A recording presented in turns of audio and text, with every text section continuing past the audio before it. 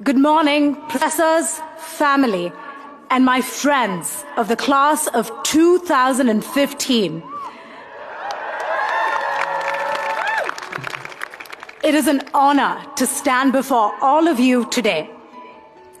When I first came to Cal, like other students, I was driven to excel, to be the best in academics and in all the other activities I was involved in.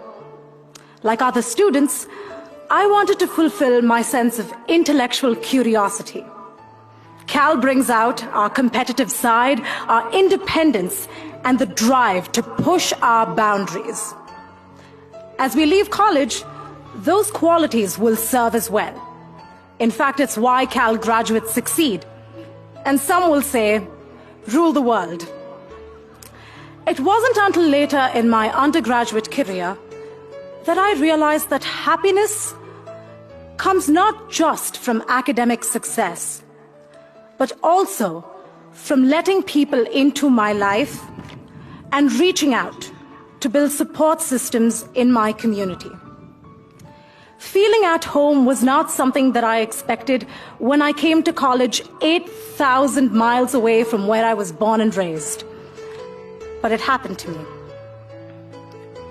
During the winter of my junior year, my mom died from what started out as the flu.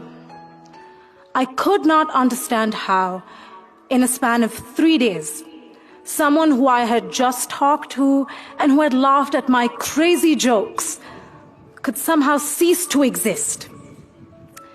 I learned that as much as I looked for answers for what had happened, some events in life are unpredictable and don't have clear answers. Coming back to college was one of the hardest things I've ever had to do. I felt my mother's passing in the smallest of details, from seeing freshmen moving in and remembering how she had flown in with me to help me do the same, or something as mundane as hearing someone say they needed to call their mom. Among my group of friends, I began to feel like an outsider, someone who was incomplete. And to be honest, there are still times that I feel that way. But I had to accept that this was my new reality. I would not be able to call my mom about my bad days, my good news, or even that econometrics final, which I had studied so hard for, but still felt like I knew nothing.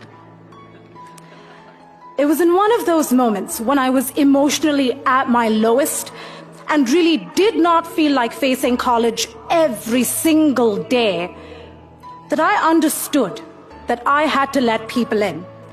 I had been fiercely independent to the point where it was a source of pride for me not to ask for help. But I needed help. That was how I found another dimension to Cal, the people. People who I had never before approached for any kind of personal assistance helped me in such unexpected and touching ways.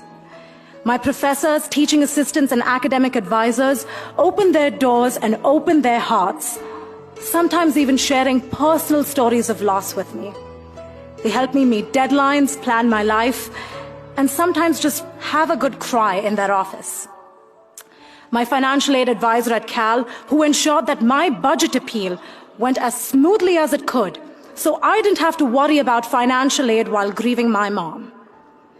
And my Bear family, from Cal Mock Trial, the Student Advocate's Office, my dance team Natya, and my friends from Corey, where I spent far too much time. They gave me a sense of hope, optimism, and just made me laugh in what was such a dark time for me. Don't get me wrong, Cal is a competitive environment, but the people here pull for you no matter what, and that's what stays with you for life. The way in which we stand by each other makes for a solid foundation for becoming resilient. As new Cal graduates, we like to have a plan, but all of us are afraid that those plans might not pan out. The fact is, life is really unpredictable, which all of us will find out to varying degrees. I am not ashamed to admit that I am afraid for the future. But Cal has taught me how important it is to have people that stand by you when things don't go according to plan, and even when they do. But the support system doesn't just work one way. You have to be there for others too.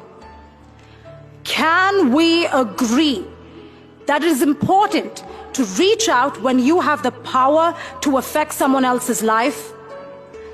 Can we agree that as Cal graduates, we have an obligation to be there in the community for others?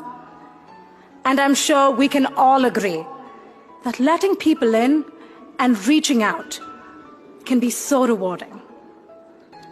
Let's face it, we're going to need all the resilience and all the personal support that we can get. My fellow graduates, we are entering a world that is changing faster than ever, from climate change to population growth, but one that is also improving every day, from electric cars to better energy access. We are the generation that will have to deal with it all. So I leave you with this final thought. I urge you to think about which communities you can let in and which communities you have the power and ability to affect. So thank you for your time. I hope you have a wonderful graduation with your family and friends, and I wish you all the very best for your future. To the class of 2015, go Bears! Go Bears!